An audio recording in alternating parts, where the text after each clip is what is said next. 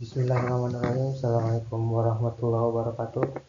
Perkenalkan, nama saya Lisa Aryati dengan NIM R1C123023054. Di sini saya akan memaparkan materi mengenai dampak penambangan dan penggunaan batu bara.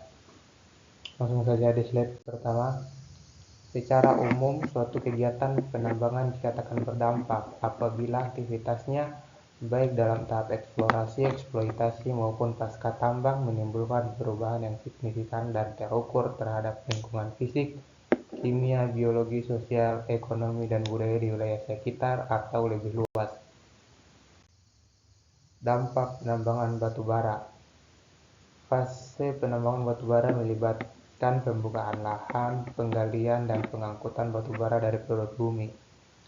Dampak yang pertama yaitu lingkungan, meliputi perubahan bentang alam, air asam tambang, dan deforestasi dan hilangnya biodiversitas. Dampak yang kedua yaitu sosial dan kesehatan, meliputi konflik lahan, debu batu bara, dan kecelakaan tambang. Dampak penambangan batu bara yang pertama yaitu lingkungan. Perubahan bentang alam atau morfologi. Sebagian besar tambang batu bara di Indonesia menggunakan open pit atau tambang terbuka.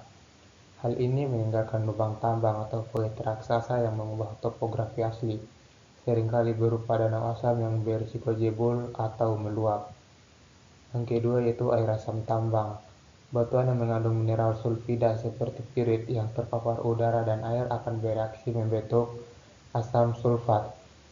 Air ini sangat asam, pH-nya rendah dan mampu melarutkan logam berat seperti arsenik, merkuri, dan timbal yang kemudian mencemari sungai dan air tanah. Yang ketiga yaitu deforestasi dan hilangnya biodiversitas. Hutan dikupas habis atau land clearing menyebabkan hilangnya habitat satwa dan flora endemik. Ini juga merusak fungsi hutan sebagai penyerap karbon dan pengatur tata air atau hidrologi. Dampak yang kedua yaitu sosial dan kesehatan. Pertama, konflik lahan. Sering terjadi sengketa antara perusahaan dengan masyarakat adat atau pemilik lahan lokal mengenai ganti rugi dan batas wilayah. Yang kedua yaitu debu batu bara atau fugitive dust.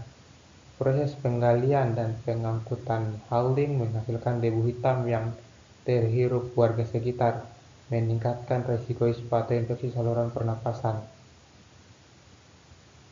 Yang ketiga itu kecelakaan tambang. Risiko longsor di area tambang dan kecelakaan lalu lintas akibat truk pengangkut batu bara melintas di jalan umum. Yang materi berikutnya yaitu dampak penggunaan batu bara. Fase ini terjadi saat batu bara dibakar di pembangkit listrik tenaga uap atau industri seperti pabrik semen, tekstil, atau smelter. Dampak yang pertama yaitu lingkungan dan iklim yang meliputi emisi gas rumah kaca, hujan asam, dan limbah pabar. Dampak yang kedua yaitu kesehatan masyarakat, meliputi partikel halus dan penyakit kronis. Dampak yang pertama yaitu lingkungan dan iklim. Emisi gas rumah kaca. Pembakaran batu bara adalah penyumbang terbesar emisi karbon dioksida global yang menjadi penyebab krisis iklim atau pemanasan global. Yang kedua yaitu hujan asam. Gas sulfur dioksida dan nitrogen oksida yang dilepaskan ke udara bereaksi dengan uap air di atmosfer, membentuk asam yang kemudian turun sebagai hujan asam. Ini merusak tanaman, tanah pertanian, dan bangunan. Yang ketiga itu limbah faba atau fly ash and bottom ash. Sisa pembakaran berupa abu terbang dan abu dasar yang mengandung racun logam berat. Jika tidak dikelola dengan ketat, misalnya ditimbun sembarangan, limbah ini dapat meresap ke tanah dan air warga. Dampak yang kedua yaitu kesehatan masyarakat. Partikel halus. Pembakaran batu bara melepaskan partikel mikroskopis atau M2,5 yang bisa menembus paru-paru hingga aliran darah.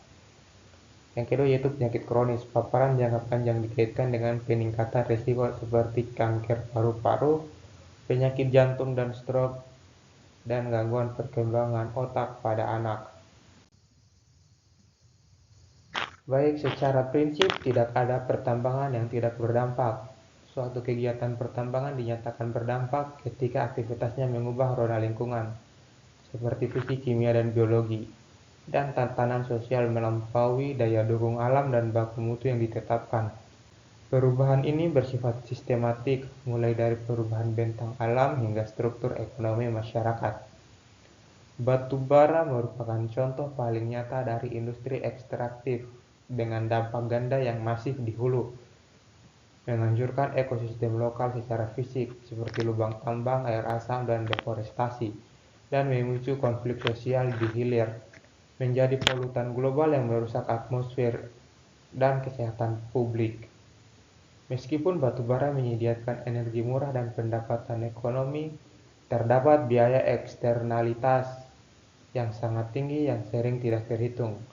Biaya ini meliputi biaya pemulihan lingkungan yang rusak permanen, biaya kesehatan masyarakat akibat polusi, dan biaya mitigasi bencana iklim global. Baik, itu saja yang dapat saya presentasikan mengenai dampak penambangan dan penggunaan batu bara. Lebih dan kurangnya mohon dimaafkan. Akhir kata, wallahul muwaffiq ila aqwamit thoriq. Wassalamualaikum warahmatullahi wabarakatuh.